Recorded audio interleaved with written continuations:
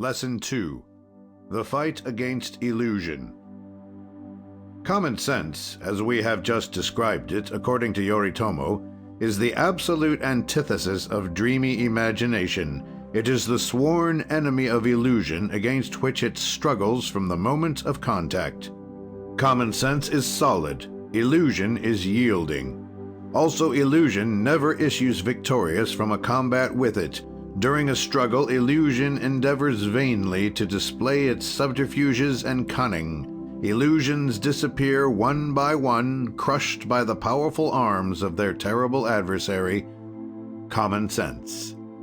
The worship of illusion, says Yoritomo, presents certain dangers to the integrity of judgment, which under such influence falsifies the comparative faculty and sways decision to the side of neutrality. This kind of mental half-sleep is extremely detrimental to the manifestations of reason because this torpor excludes it from imaginary conceptions. Little by little, the lethargy caused by this intellectual paralysis produces the effect of fluidic contagion over all our faculties. Energy, which ought to be the principal factor in our resolutions, becomes feeble and powerless at the point where we no longer care to feel its influence. The sentiment of effort exists no longer, since we are pleased to resolve all difficulties without it.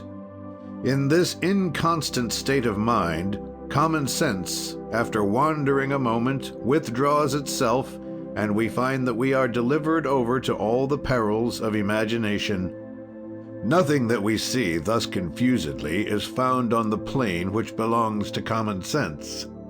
The ideas associated by a capricious tie bind and unbind themselves without imposing the necessity of a solution. The man who allows himself to be influenced by vague dreams, adds the shogun, must, if he does not react powerfully, bid farewell to common sense and reason, for he will experience so great a charm in forgetting, even for one moment, the reality of life, that he will seek to prolong this blessed moment. He will renounce logic, whose conclusions are at times opposed to his desires, and he will plunge himself into that false delight of awakened dreams, or, as some say, daydreams. Those who defend this artificial conception of happiness like to compare people of common sense to heavy infantry soldiers who march along through stony roads, while they depict themselves as pleasant bird fanciers giving flight to the fantastic bearers of wings. But they do not take into account the fact that the birds for whom they open the cage fly away without the intention of returning, leaving them thus deceived and deprived of the birds, while the rough infantry soldiers, after many hardships, reach the desired end which they had proposed to attain, thus realizing the joys of conquest. There they find the rest and security which the possessors of fugitive birds will never know. Those who cultivate common sense will always ignore the collapses which follow the disappearance of illusions. How many men have suffered thus uselessly? And what is more stupid than a sorrow voluntarily imposed when it cannot be productive of any good? Men cannot be too strongly warned against the tendency of embellishing everything that concerns the heart life, and this is the inclination of most people. The causes of this propensity are many, and the need for that which astounds is not the only cause to be mentioned. Indolence is never a stranger to illusion. It is so delightful to foresee a solution which conforms to our desires. For certain natures stained with moral atrophy, it is far sweeter to hope for that which will be produced without pain. One begins by accelerating this achievement so earnestly desired, by using all the willpower, and one becomes accustomed progressively to regard desires as a reality, and aided by indolence, man discounts in advance an easy success. False enthusiasm, or rather enthusiasm without deliberate reflection, always enters into these illusions, which are accompanied by persuasion and never combated by common sense. Vanity is never foreign to these false ideas, which are always of a nature to flatter one's amour-propre.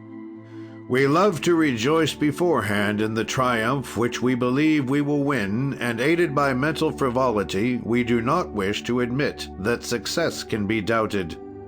The dislike of making an effort, however, would quickly conceal with its languishing voice the wise words of common sense, if we would listen momentarily to them. And lastly, it is necessary to consider credulity, to which, in our opinion, is accorded a place infinitely more honorable than it deserves. And now the sage Yoritomo establishes the argument which, by the aid of common sense, characterizes these opinions. According to him, it does not belong to new and vibrating souls, as many would have us believe. When credulity does not proceed from inveterate stupidity, it is always the result of apathy and weakness. Unhappiness and misfortune attend those who are voluntarily feeble. Their defect deprived them of the joy derived from happy efforts. They will be the prey of duplicity and untruth. They are the vanquished in life, and scarcely deserve the pity of the conqueror, for their defeat lacks grandeur, since it has never been aureoled by the majestic strength of conflict. Following this, the shogun speaks to us of those whom he calls the ardent seekers after illusion. One evening he related the following story. Some men started off for an island which they perceived in the distance. It looked like a large, detached red spot amid the flaming rays of the setting sun, and the men told of 1,000 wonders about this unknown land, as yet untrodden by the foot of man. The first days of the journey were delightful. The oars lay in the bottom of the boat untouched, and they just allowed themselves to drift with the tide. They disembarked, singing to the murmur of the waters, and gathered the fruits growing on the shores to appease their hunger. But the stream which was bearing them onward did not retain long its limpidity and repose. The eddies soon entrapped the tiny bark and dragged the men overboard. Some, looking backward, were frightened at the thought of ascending the river which had become so tempestuous. Escaping the wreckage of the boat as best they could, they entrusted themselves again to the fury of the waters. They had to suffer from cold and hunger, for they were far from shore, and as in their imagination the island was very near, they had neglected to furnish themselves with the necessities of life. At last, after the fatigues which forethought would have prevented, they found themselves one evening at sundown at the base of a great rock, bathed in the rosy light of the departing sun. This, then, was the island of their dreams. Tired out and exhausted from lack of food, they had only the strength to lie down upon the inhospitable rock, there to die. The disappearance of the illusion having destroyed their courage, and having struck them with the sword of despair, the rock of reality had proved destructive to their bodies and souls. The moral of this story easily unfolds itself. If the seekers after illusions had admitted common sense to their deliberations, they would certainly have learned to know the nature of the enchanted isle, and they would have taken good care not to start out on their journey, which must terminate by such a deception. Would they not have taken the necessary precaution to prevent all the delays attendant upon travels of adventure? And would they have entrusted their lives to so frail a skiff if they had acquired common sense?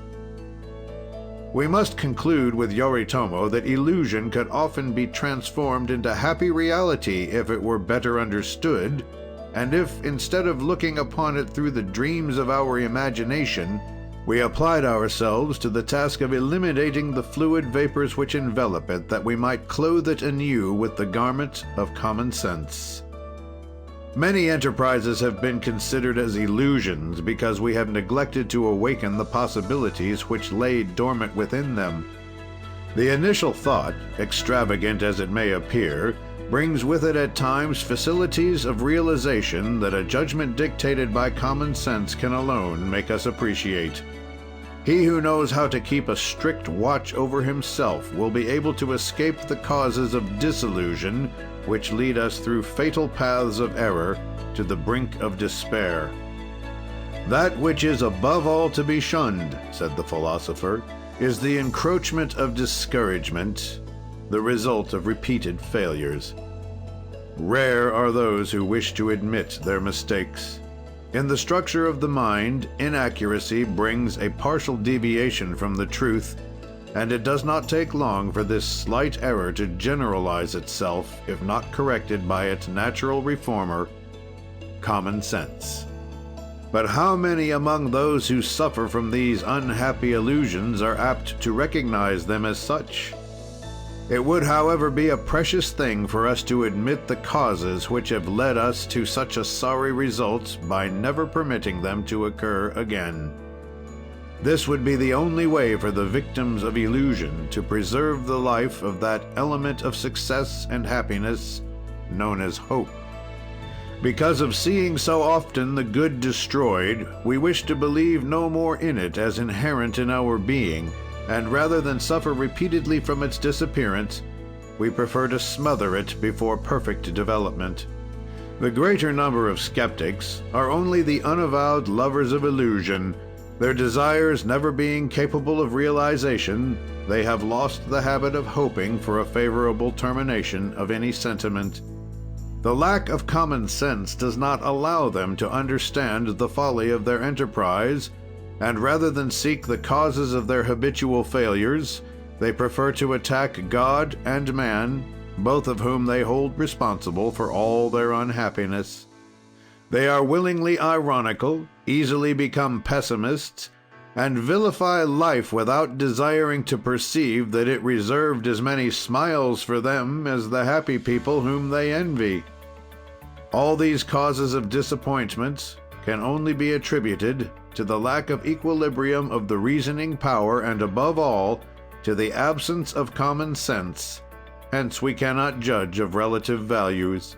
To give a definite course to the plans which we form is to prepare the happy termination of them. This is also the way to banish seductive illusion, the devourer of beautiful ambitions and youthful aspirations. And with his habitual sense of the practical in life, Yoritomo adds the following: There are, however, some imaginations which cannot be controlled by the power of reasoning, and which, in spite of everything, escape toward the unlimited horizons of the dream. It would be in vain to think of shutting them up in the narrow prison walls of strict reason. They would die, wishing to attempt an escape. To these we can prescribe the dream under its most august form, that of science. Each inventor has pursued an illusion, but those whose names have lived to reach our recognition have caught a glimpse of the vertiginous course they were following, and no longer have allowed themselves to get too far away from their base, science. Yes, illusion can be beautiful, on condition that it is not constantly debilitated. To make it beautiful, we must be its master. Then we may attempt its conquest. It is thus that all great men act. Before adopting an illusion as truth, they have assured themselves of the means by the aid of which they were permitted first to hope for its transformation, and afterward be certain of their power to discipline it. Illusion then changes its name and becomes the ideal. Instead of remaining an inaccessible myth, it is transformed into an entity for the creation of good. It is no longer the effort to conquer the impossible, which endeavor saps our vital forces. It is a contingency which study and common sense strip of all aleatory principles in order to give a form which becomes more tangible and more definite every day. We have nothing more to do with sterile efforts toward gaining an object which fades from view and disappears as one approaches it. It is no longer the painful reaching out after an object always growing more indistinct as we draw near it. It is through conscious and unremitting effort that we attain the happy expression of successful endeavor and realize the best in life. For slow ascension in winning this best leaves no room for satiety in this noble strife. We must pity those who live for an illusion, as well as those whose imagination has not known how to create an ideal whose beauty illumines their efforts. It is the triumph of common sense to accomplish this transformation and to banish empty reveries, replacing them by creating a desire for the best, which each one can satisfy without destroying it. The day when this purpose is accomplished, illusion, definitely conquered, will cease to haunt the mind of those whom common sense has illumined. Vagaries will make place for reason, and terrible disillusion will follow its chief, whose qualities never rise above mediocrity, into his retreat, and allow the flower of hope to blossom in the souls already filled with peace, that quality which is born of reason and common sense.